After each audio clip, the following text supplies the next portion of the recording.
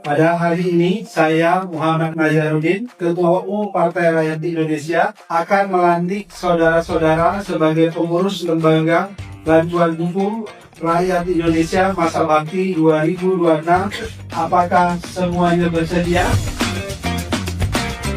Yang misalnya mengomentari tidak baik, tidak ada masalah. Karena negara ini negara demokrasi.